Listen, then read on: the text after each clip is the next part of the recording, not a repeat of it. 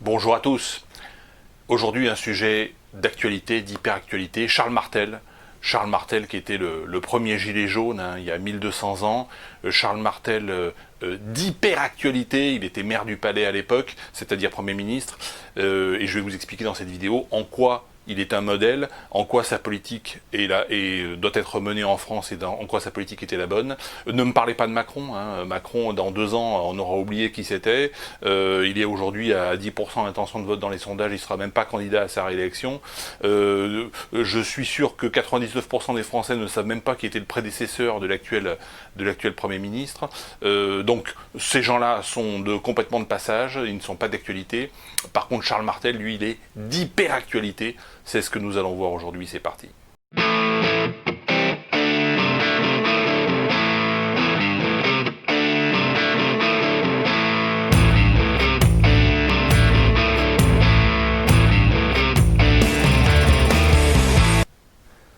Alors, Charles Martel, un hyper grand héros national, un bien plus grand héros que ce pauvre Vercingétorix qui a fini étranglé dans l'arène à Rome par Jules César, plus grand héros que cette pauvre Jeanne d'Arc qui a fini brûlée, même si certains disent qu'elle n'a pas été vraiment brûlée, enfin bon, peu importe. Charles Martel, il a été pendant plus de 20 ans maire du Palais, pendant plus de 20 ans il a gouverné la France, il n'était pas roi Charles Martel, il était fils de maire du Palais, parce que son père Pépin était maire du Palais, et son fils Pépin le Bref, lui aussi sera maire du Palais, et Pépin le Bref fera un coup d'État, il se fera élire roi, et son petit-fils, Charlemagne, sera le grand roi des Francs et le grand empereur que l'on sait.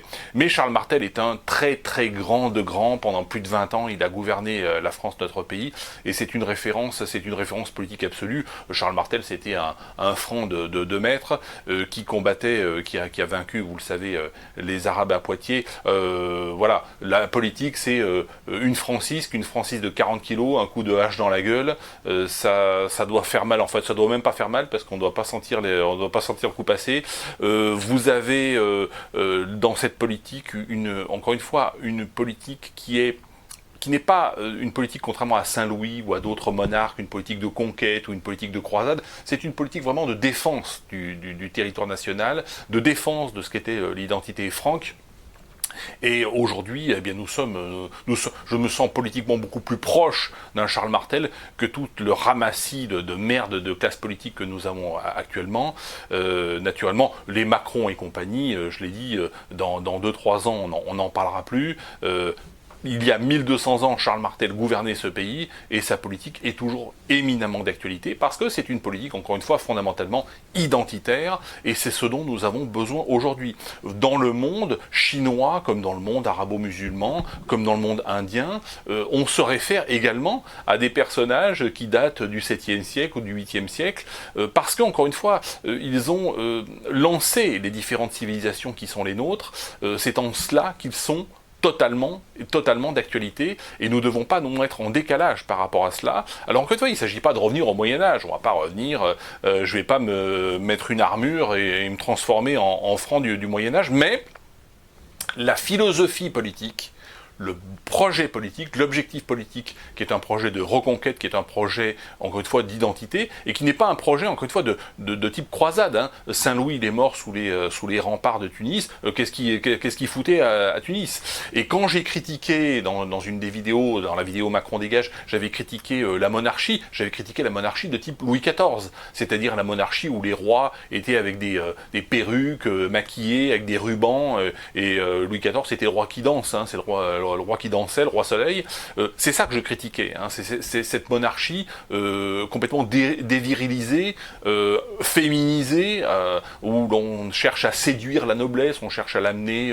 dans les châteaux de Versailles. Ça a commencé à la Renaissance, avec François Ier, avec les grands rois de la Renaissance, alors qui demeurent des grands rois, mais je pense encore une fois que l'exercice de la magistrature, l'exercice de la politique, c'est l'exercice de la justice, et c'est effectivement prendre une francisque et de temps en temps trancher quelques têtes.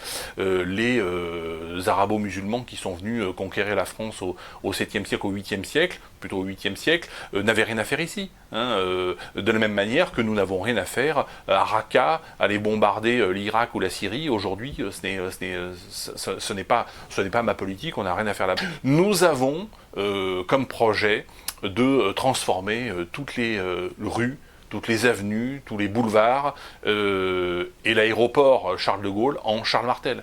Charles de Gaulle, c'est un type qui a donné l'éducation nationale au Parti communiste en 1944, avec comme conséquence mai 68. Tous les gens qui critiquent mai 68 aujourd'hui, les Zemmour et compagnie, ils disent pas que de Gaulle 44 a donné l'éducation nationale au Parti communiste, et que mai 68 n'est que la conséquence de cela.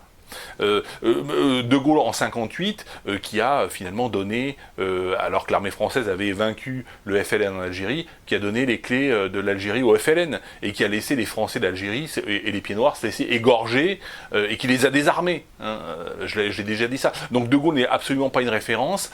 Charles Martel est bien davantage un héros national, mais puissance 1000 par rapport à un De Gaulle ou à un quelconque personnage du XXe siècle, à part Pétain. Encore une fois, j'ai fait une vidéo sur Pétain, parce que bon, les circonstances ont fait qu'il a été par 2 fois le sauveur de la France. Je ne vais pas revenir, référez-vous à la vidéo Vive Pétain, mais Charles Martel a été un grand de grands, et nous devons nous y référer. En tout cas, je m'y réfère. Je m'excuse presque d'avoir attendu aussi longtemps pour faire une vidéo sur Charles Martel, parce que tellement qu'il est une référence, encore une fois, pour moi, et il doit être une référence pour quiconque veut, à l'avenir, gouverner ce pays dans le sens de l'intérêt du peuple franc. Merci à tous, et je vous dis à bientôt.